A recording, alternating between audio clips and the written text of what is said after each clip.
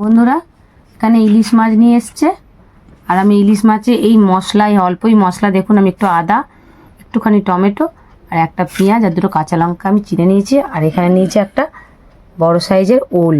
এই দেখুন ওল নিয়ে এসছে।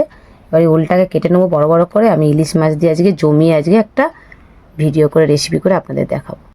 ওলগুলো দেখুন এরকম চোখো চোখো করে কেটে নিয়েছি একটু বড় বড় করে সাইজ।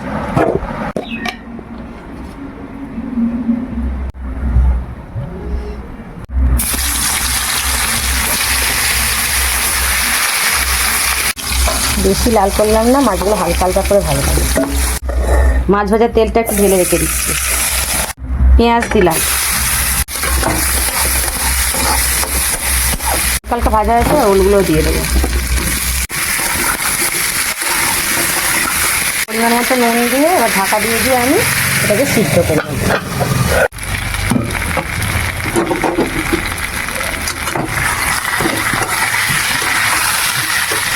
পরিমাণ মতন আমি হলুদ দিয়ে দিলাম, একটু মিষ্টি দিলাম, এবার জল দিয়ে দিচ্ছি। মাছ আর ইলিশ মাছের তেলটা আমি একসঙ্গে দিয়ে দেবো। এবার ঝোলটাকে নামিয়ে নেবো।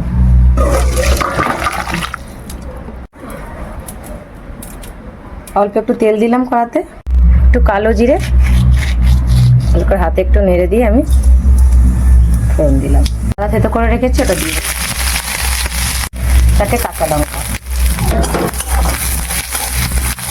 মশলাটা হয়ে গেছে, এবার আমি ঝোলটা ঢেলে দিচ্ছি।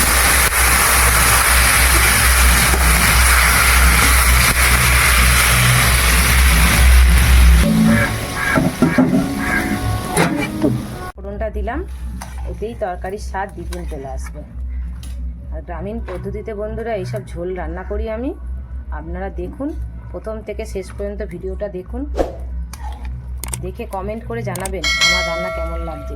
বন্ধুদের সঙ্গে শেয়ার করবেন আর ভালো লাগলে ভিডিওটি লাইক করবেন।